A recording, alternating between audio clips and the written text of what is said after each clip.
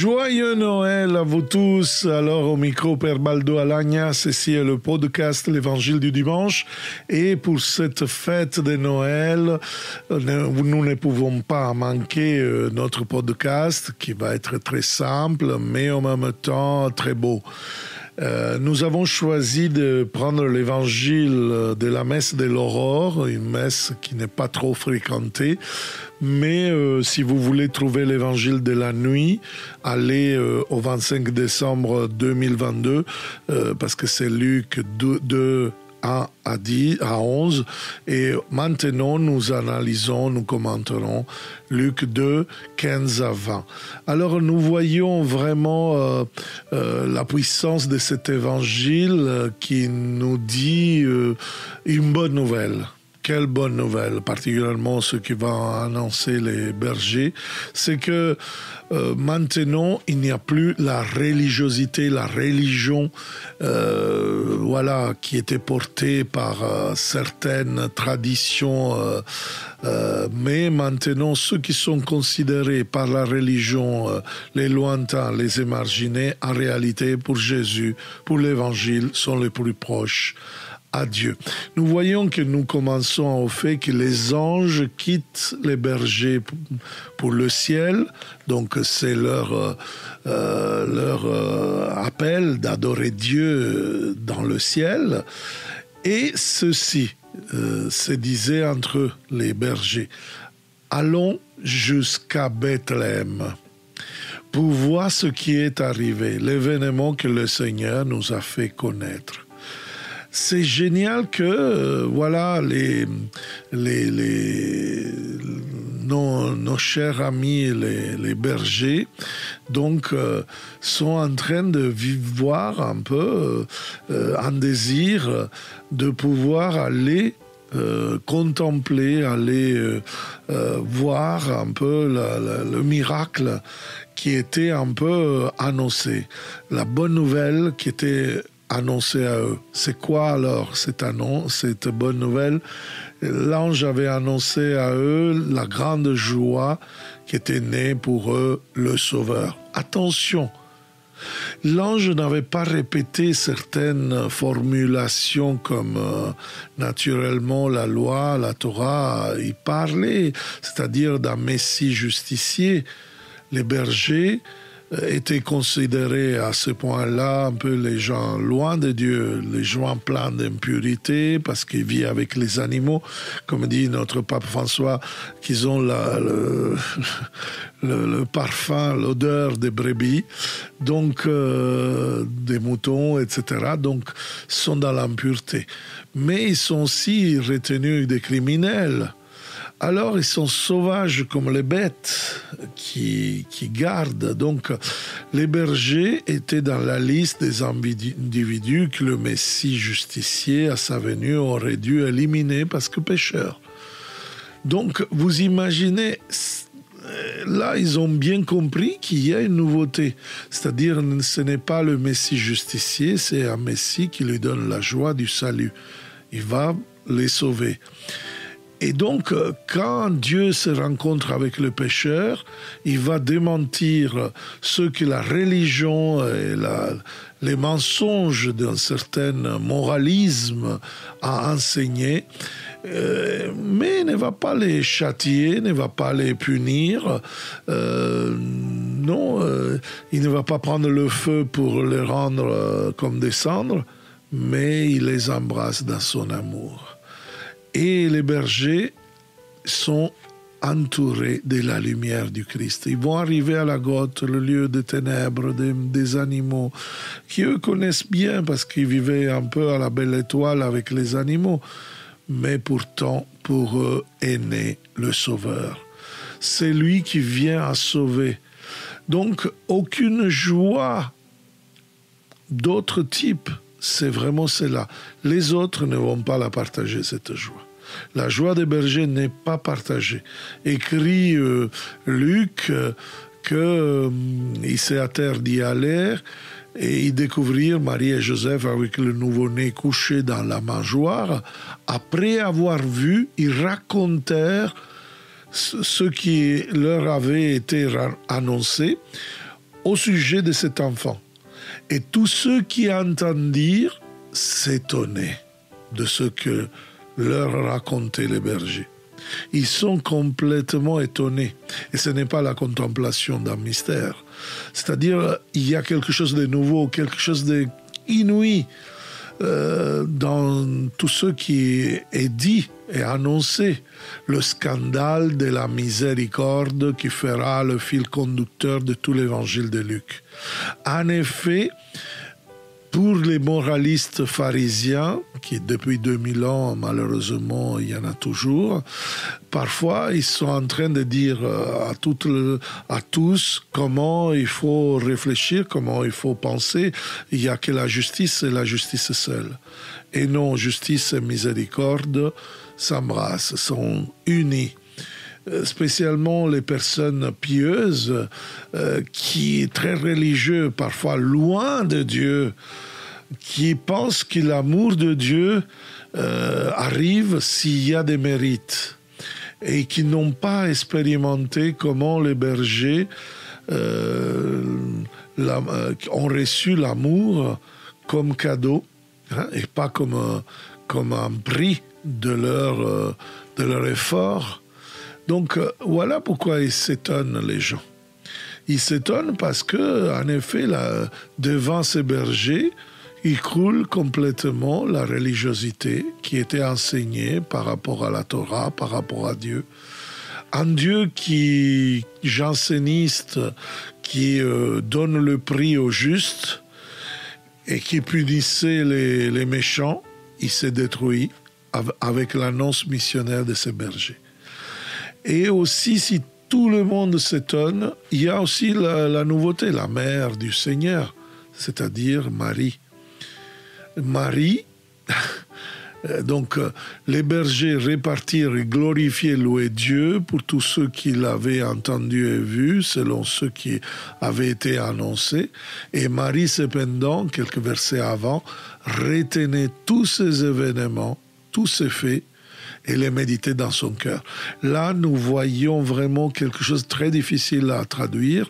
Le verbe méditer, malheureusement, c'est forcer la parole parce qu'en effet, le verbe est symbalousa, c'est mettre ensemble littéralement. Donc, la méditation arrivera très tard dans l'Église catholique. Si vous voulez, la méditation mentale, c'est reprendre les paroles avec sa capacité mentale illuminée par le Saint-Esprit. Mais, si vous voulez, ce n'est pas cela qui est écrit par Luc, c'est-à-dire que Marie était stupéfiée d'une contemplation, d'une intimité inouïe, parce que, en effet, il mettait ensemble ces paroles.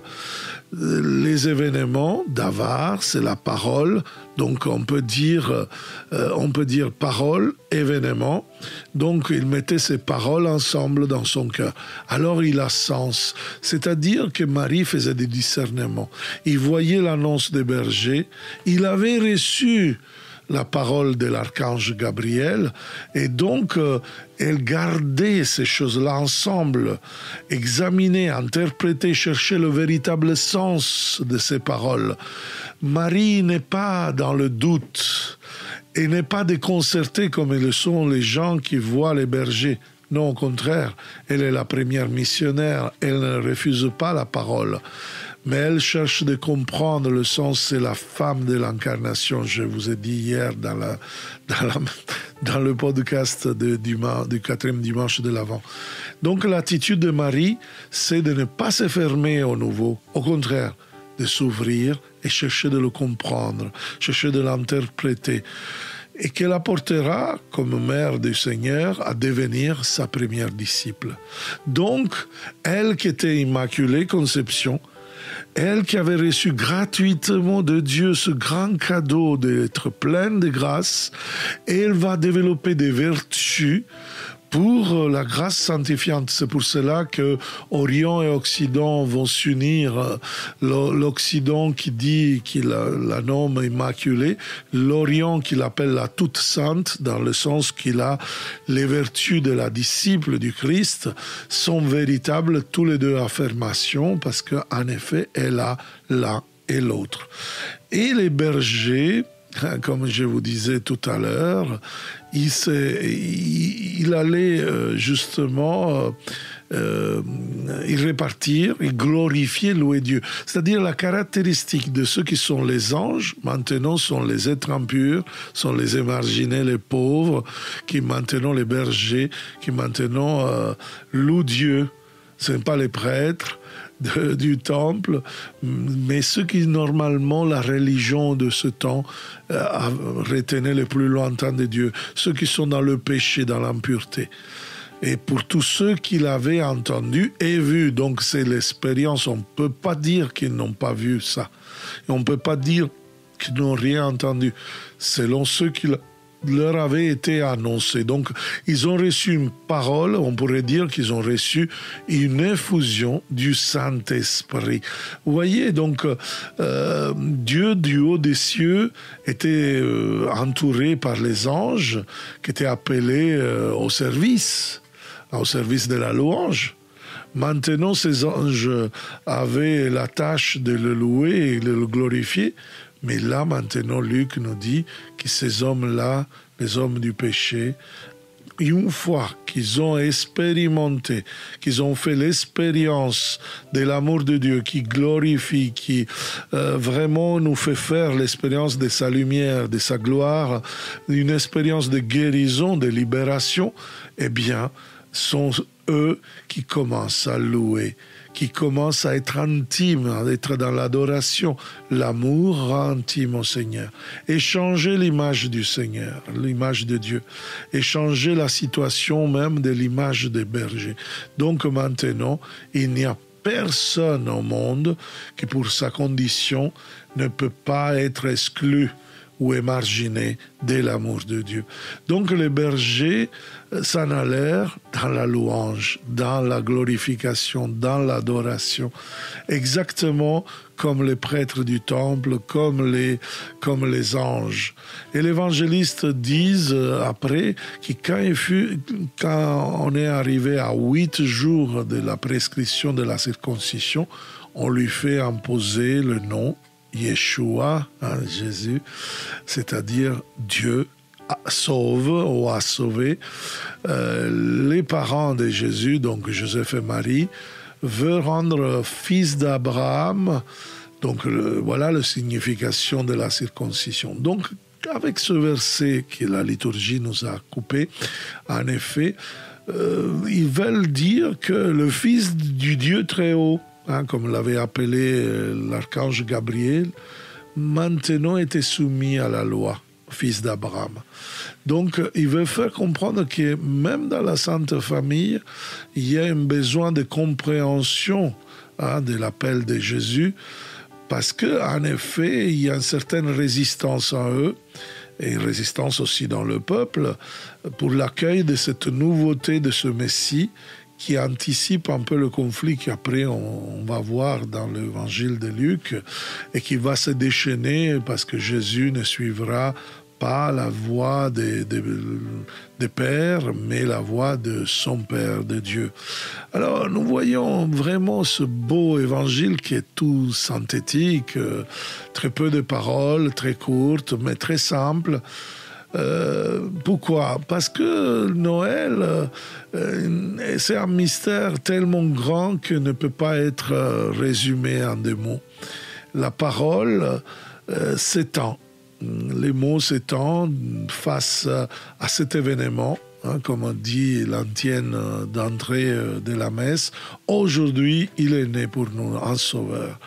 Isaïe crie, dites à la fille de Sion, voici ton sauveur est ici. Et nous disons à l'Église, au monde, voici ton sauveur est ici, celui que tu attendais, il est venu, il n'y a pas attendre, il va te donner justement la vie nouvelle, la lumière, la paix. Il va te donner lui-même en cadeau. Et voilà qu'est-ce qu'il a apporté de nouveau le Seigneur en venant dans le monde. Et en effet, les premiers chrétiens, si nous lisons Saint-Irénée de Lyon, il disait il a porté toute la nouveauté en portant soi-même. Lui-même est la grande nouveauté de ce monde. Lui-même.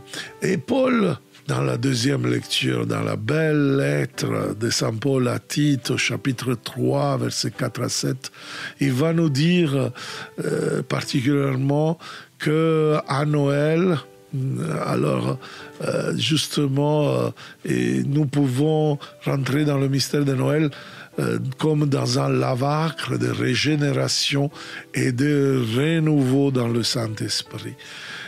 Commence une ère nouvelle pour le monde. Aussi le temps se renouvelle et commence à être compté à partir de cette date. Vous me direz, oui, mais on s'est trompé de cette année. Bon, mais aujourd'hui, on est dans 2023 après le Christ, c'est-à-dire qu'après le Christ, il y a l'histoire qui commence. Et l'ère de la fondation de Rome est arrêtée pour commencer l'ère de la naissance du Christ. Vraiment, Noël change complètement la mentalité. C'est-à-dire, il n'y a plus d'espace. Il n'y a plus d'espace pour la tristesse. Il écrivait le grand Saint Léon le Grand. Dans le jour où naît la vie, une vie qui détruit la peur, la mort, qui porte la joie des promesses éternelles, et aucun est exclu de ce bonheur. La cause de la joie est commune à tous, qui exulte le sang, et parce qu'il s'approche du prix, et que se réjouisse le pécheur, car lui a offert le pardon, qui reprend courage le païen, parce qu'il est appelé à la vie. Nous voyons en effet qu'il n'y a pas de moralisme pharisien quand nous sommes en train de fêter cette grande fête qui est Noël.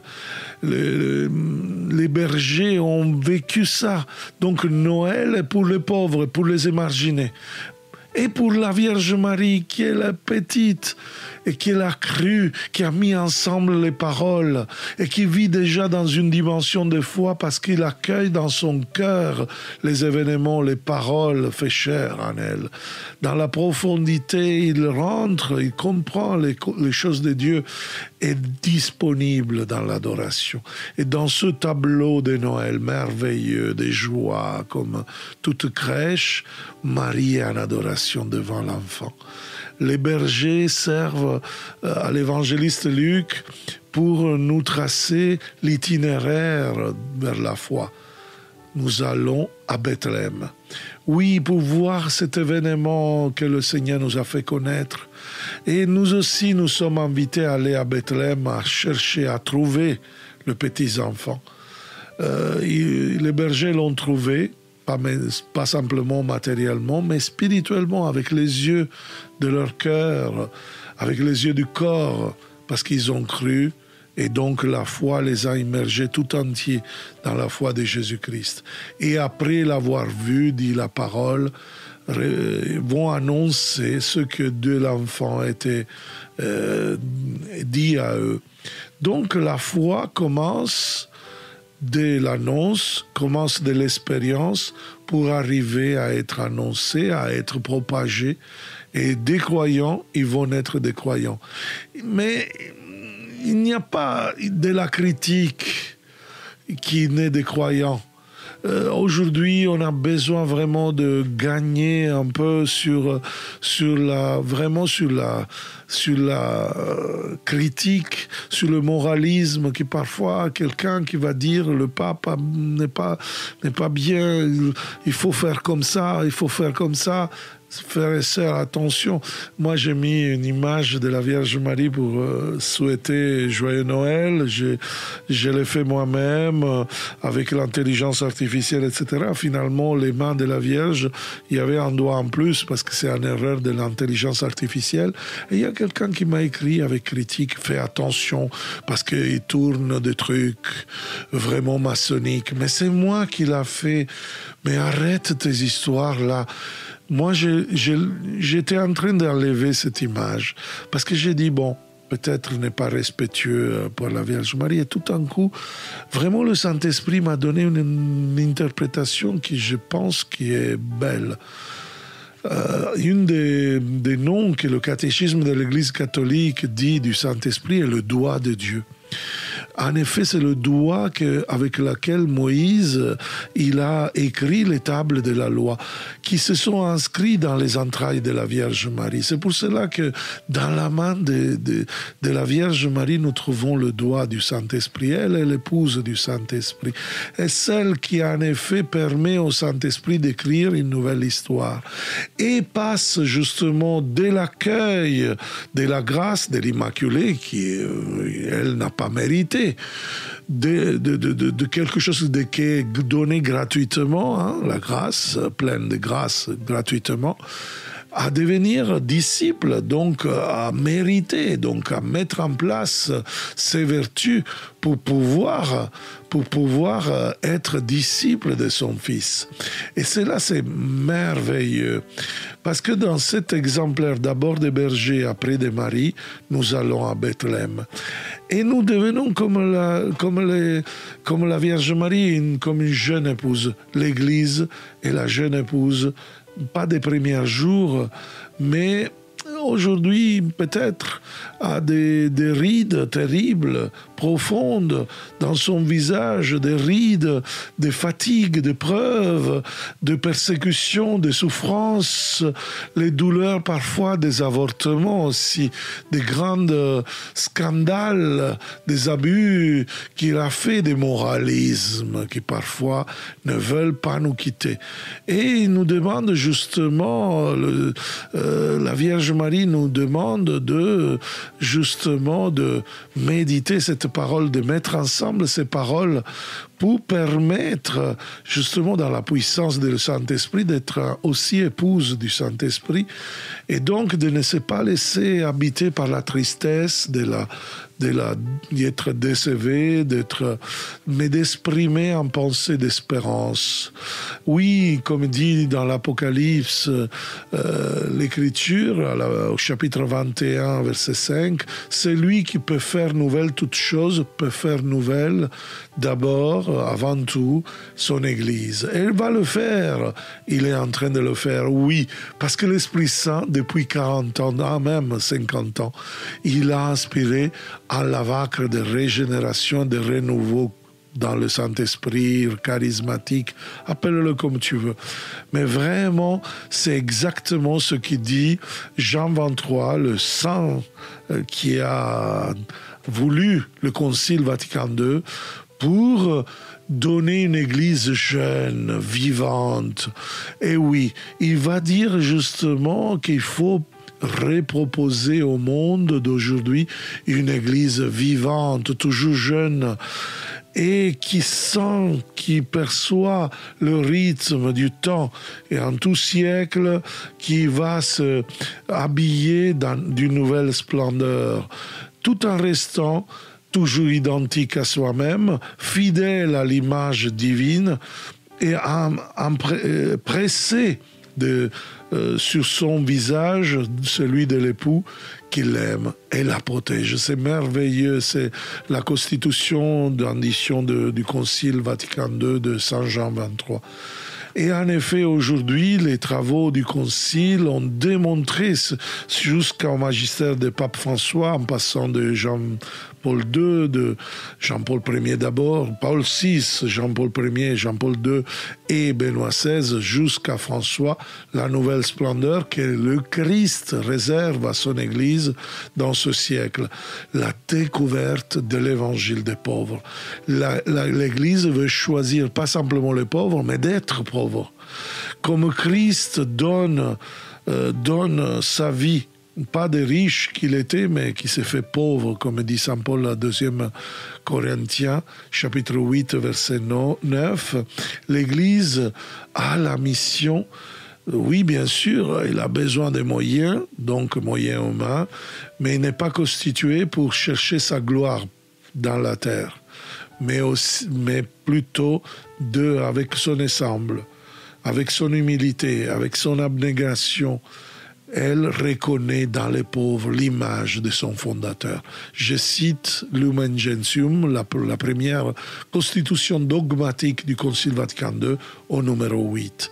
Cela signifie concrètement, avec notre évangile, avec nos bergers, aller à Bethléem. Et oui, pas de suivre la prophétie de l'Ancien Testament, de Bethléem d'Ephrata sortira le dominateur, non, le bébé, le petit enfant, le tout petit. Oui, les bergers vont trouver Marie, Joseph qui a accepté dans la pauvreté, dans la justice, le juste, de accueillir Jésus. Et les bergers commencent à glorifier, à louer, à annoncer ce qu'ils avaient entendu et vu. Donc nous sommes appelés aussi à faire le même, à glorifier par la parole, pour la parole que nous avons entendue, et que dans l'Eucharistie, à toute Eucharistie, il s'est fait justement petit morceau, mais un tout petit morceau du corps du Christ, il y a tout le corps du Christ, pour la joie de cette multiplication dans le cœur. Nous sommes appelés donc à retourner à la maison, oui, mais pour dire à tous ce que nous avons vécu, ce que nous avons entendu, ce que nous avons appris de ce petit enfant. Un exemple d'humilité, de simplicité, pour justement annoncer la bonne nouvelle qui nous est née, ce Sauveur, Christ, Seigneur. Amen. Et je vous souhaite vraiment un saint, joyeux, chaleureux Noël. J'espère que vous le fêtez avec vos amis. Si vous êtes seul, je vous porte dans ma prière, dans la messe d'aujourd'hui. Et je vous demande justement de pouvoir partager cette prédication, ce podcast, à tous ceux peut-être qui ont besoin, même les païens, même ceux qui ne croient pas, même d'autres religions. Ce n'est pas pour faire du prosélytisme, au contraire, pour partager la beauté de cette fête de Noël, qui parfois sont fêtées même par d'autres, parce que Noël a une beauté, a la splendeur, justement, que nous voulons partager avec chacun, qui soit ainsi pour vous. Et je vous souhaite vraiment de bonnes fêtes et à la prochaine. Ciao.